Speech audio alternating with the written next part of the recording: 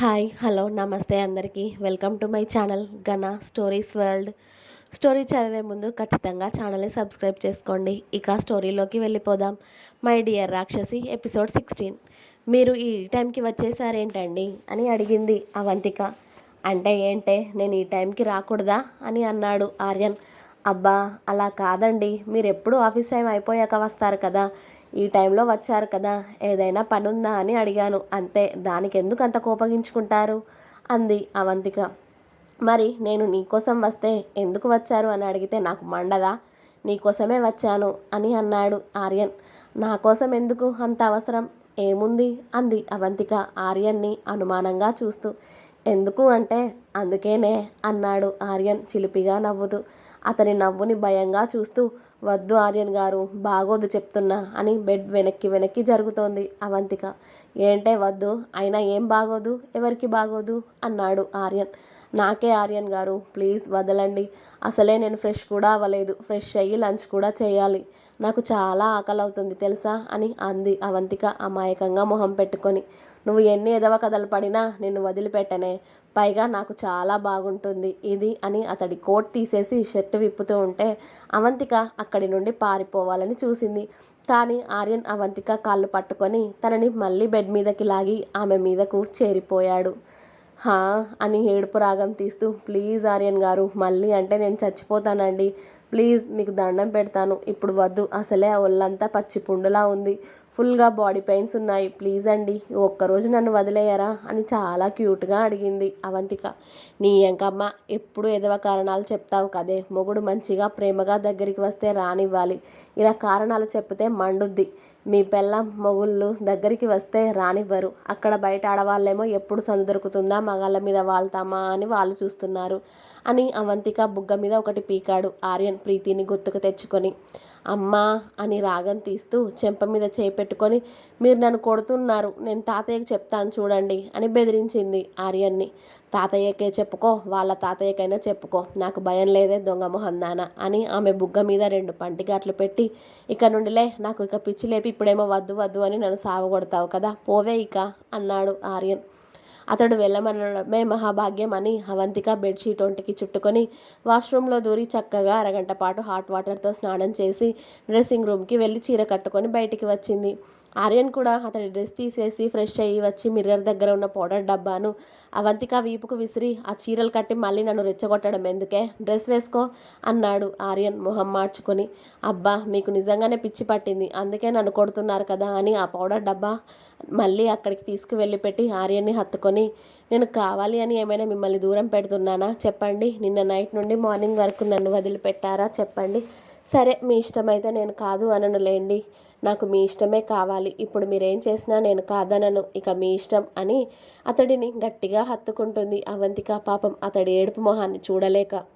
ఆమె అలా అనగానే బాబు ఐస్ అయిపోయి అవంతికని హత్తుకొని, వద్దులే పెయిన్గా ఉంది అంటున్నావు కదా, ఈ ఒక్కరోజుకి వదిలేస్తానులే అని అవంతిక నుదుటిన ముద్దు పెట్టుకొని, వెళ్ళి లంచ్ చేసి రాపో అన్నాడు.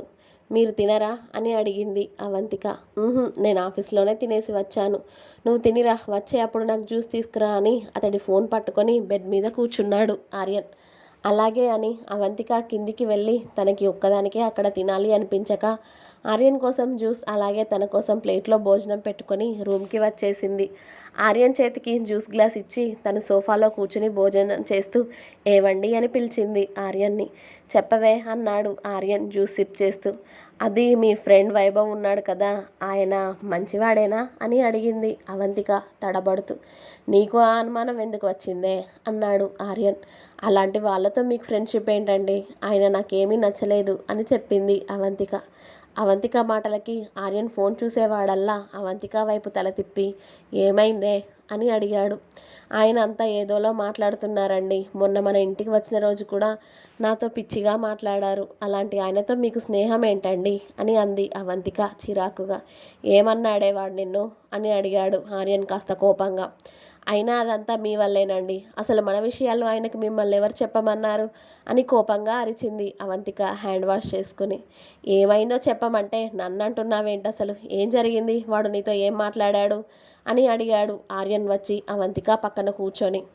మీరు నన్ను సంవత్సరం మాత్రమే మీ భార్యగా ఉండమన్నారు అనేసి ఆ తర్వాత నన్ను వదిలేస్తారు అని చెప్పారంట కదా ఆయనకు. మీరు అలా చెప్తే బాధేసిందంట. నేను ఒంటరిగా ఉండడం ఆయనకి ఇష్టం లేదు కాబట్టి మీరు వదిలేశాక ఆయన నన్ను పెళ్లి చేసుకుంటారని చెప్పాడు. ఇదంతా కూడా మీరు చెప్పబట్టే కదా ఆయనకు తెలిసింది. ఇందులో మీదే తప్పుంది అని అంది అవంతిక. ఆర్యన్ ఆ రోజు ఫుల్గా తాగి తను అవంతికని ఎలా పెళ్లి చేసుకున్నాడో వైభవ్కి చెప్పిన సంగతి గుర్తొచ్చి తల పట్టుకొని కూర్చున్నాడు. వాడు కావాలి అని ఉండలేవే, ఏదో మామూలుగాని ఉండుంటాడు. నేను వాడితో మాట్లాడతానులే అన్నాడు ఆర్యన్. ఏంటి మీరు మాట్లాడేది? నా పెళ్ళాన్ని సంవత్సరం తర్వాత నేను విడిచిపెట్టాక నువ్వు దాని దగ్గరికి వెళ్ళకురా అని మాట్లాడతారా అని అంది అవంతిక. అవంతిక, అయినా అవన్నీ మనం ముందే మాట్లాడుకున్నాం కదే, ఎందుకు ఇలా ఇప్పుడు ఇలా ఆర్గ్యూ చేస్తున్నావు అని అరిచాడు ఆర్యన్. అలా చెప్పడానికి మీకు సిగ్గులేదు, అలా అడగడానికి వాడికి సిగ్గులేదు. నేనేమైనా అంగట్లో బొమ్మని అనుకుంటున్నారా? సంవత్సరం మీరు వాడుకున్న తర్వాత వాడు వాడుకోవడానికి అని అంది అవంతిక.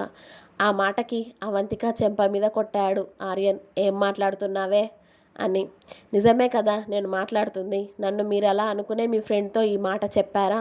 అసలు ఆయన ఒక్కరితోనే చెప్పారా, లేకపోతే ఊరంతా కూడా అలానే చెప్తున్నారా నన్ను సంవత్సరంలో వదిలేస్తాను అని అడిగింది అవంతిక ఏడుస్తూ.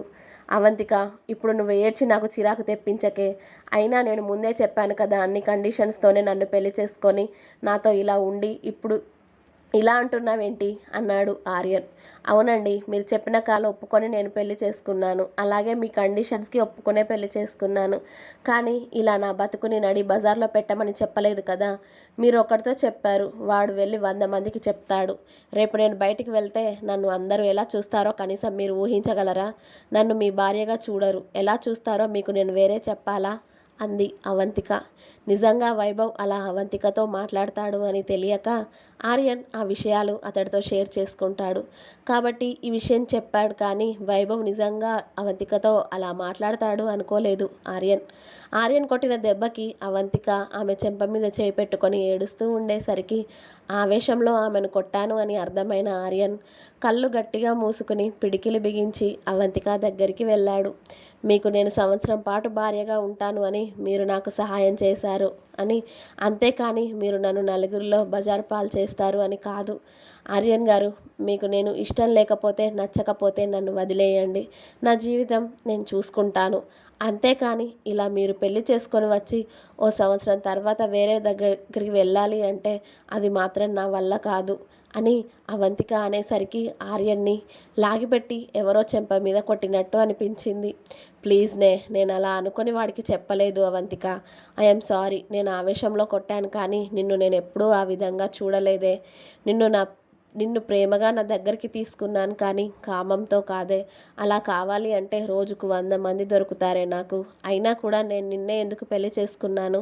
నువ్వంటే నాకు ఇష్టం కాబట్టి. కానీ ఈ పెళ్ళి, పిల్లలు, బంధాలు, బంధుత్వాలు నాకు సెట్ అవ్వవు అనే కదా సంవత్సరం తర్వాత విడాకులు తీసుకుందామంటున్నాను. అంతేకాని నిన్నెవరికో వదిలేస్తాను అని కాదు కదా.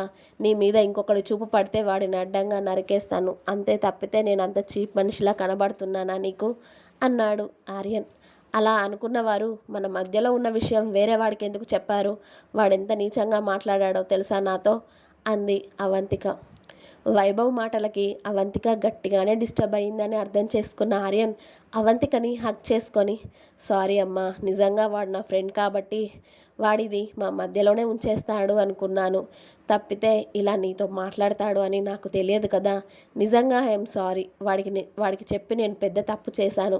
ఇంకోసారి ఈ మ్యాటర్ ఎవరి దగ్గర తెలియకుండా చూసుకుంటాను. నన్ను క్షమించవే. నీకు కోపం వస్తే నన్ను కొట్టు, అంతే తప్పితే నిన్ను నువ్వు తక్కువ చేసుకోకు. అవి నేను తట్టుకోలేనే. నిన్ను నేను ఎందుకు అలా అనుకుంటాను? నువ్వు బంగారమే, ఈ లోకం తెలియని అమ్మాయివే నువ్వు. అలాంటిది నిన్నెందుకు అలా చూస్తానే? నిన్ను అలా చూసిన వాడికి నిజంగా పాపం తగులుతుంది. వాడితో నేను మాట్లాడతాను. నన్ను క్షమించు అవి. సారీనే అని అతడు కొట్టిన చెంప మీద చేయితో రాస్తూ అడిగాడు ఆర్యన్.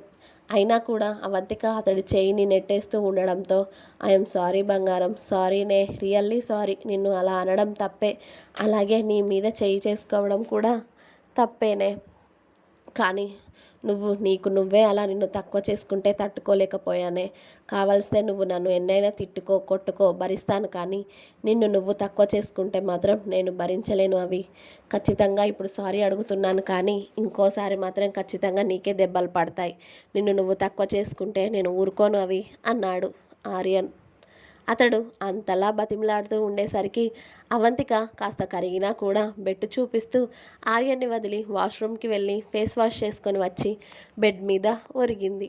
అది చూసిన ఆర్యన్ ఉఫ్ అంటూ గట్టిగా గాలి వదిలి, ఇప్పుడు దీన్ని ఎలా ప్రసన్నం చేసుకోవాలరా దేవుడా. రేయ్ వైభవ్, నీకు నా చేతుల్లో మామూలుగా ఉండదురా. ఈ టైంలో ఆఫీస్లో ఉంటావు కదా, సాయంత్రం చెప్తాను నా కొడక నీ సంగతి అని వైభవ్ని బండబూతులు తిట్టుకొని అవంతిక దగ్గరికి వెళ్ళి ఆమె కాళ్ళని అతడి ఒడిలో పెట్టుకొని ఆమె కాళ్ళని నొక్కుతూ అవి బంగారం అని స్వీట్గా పిలిచాడు. ఇంకా ఉంది. మీకు నా స్టోరీ నచ్చినట్టయితే లైక్ చేయండి, షేర్ చేయండి, అలాగే సబ్స్క్రైబ్ చేసుకోవడం మర్చిపోవద్దు. ప్లీజ్ సబ్స్క్రైబ్ గనా stories world. Thank you and bye.